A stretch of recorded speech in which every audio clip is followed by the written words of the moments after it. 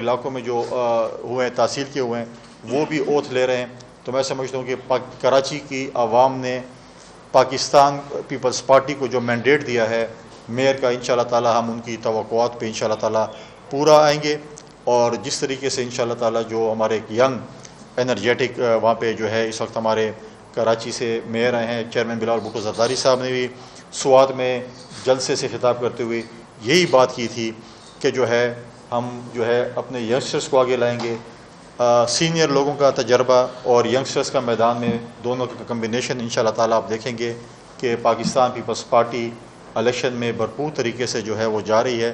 اور ہماری پوری کوشش ہے کہ ہم زیادہ سے زیادہ سیٹیں لے کر آئیں اور جو ہے ہم چیئرمین بلاول بھٹو زرداری صاحب کو اس ملک کا وزیر اعظم بنائیں.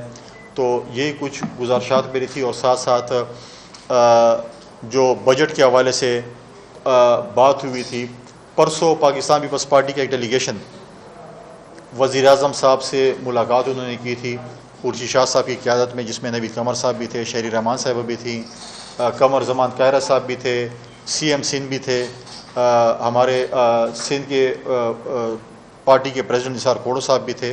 تو یہ سب گئے تھے. جو ہماری ریزرویشن تھی بجٹ کے حوالے سے وہ ہم نے پیش کی. آج دوبارہ ہماری ڈیلیگیشن دوبارہ پرائم منسٹر ہاؤس میں پرائم منسٹر سے دوبارہ ملاقات کر رہے ہیں، جو خاص کر فلڈ کے حوالے سے تھی، جو بلوچستان میں، جو سندھ میں، جو ساؤتھ خیبر پختونخوا اور ساؤتھ پنجاب میں جو فلڈ آیا اس کے حوالے سے جو ہم نے پاکستان کی عوام کے ساتھ جو وعدہ کیا تھا کہ ہم نے آپ کو دوبارہ اپنے گھروں میں آباد کرنا ہے.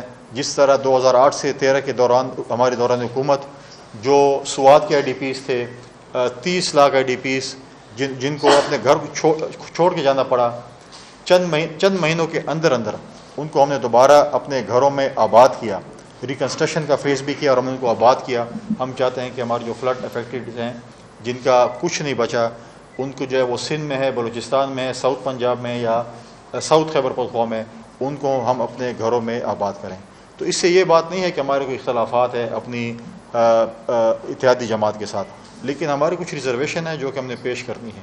اسی طریقے سے فاٹا اور پاٹا کا جو مسئلہ تھا، میں نے یہاں پر ہی پریس کانفرنس کی تھی کہ اکنامیکل سچویشن میں انہوں نے ٹیکس ایگزمپشن کی بات کی تھی.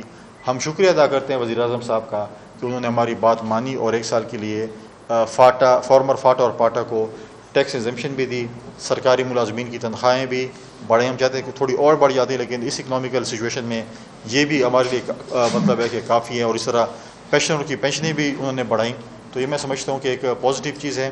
اور باقی یہ چیزیں کہ جی اختلاف ہے، ایسا اختلاف نہیں ہے، لیکن اپنے گھر میں کیونکہ 13 جماعتوں کی 14 جماعتوں کی اگر اتحادی حکومت ہے، چھوٹے موٹے مسائل ہوتے ہیں، لیکن ہم نے جو ہے ان لوگوں کی آواز ڈیفینیٹلی حکومت تک پہنچانی ہے اور ہم نے پہنچائی ہے.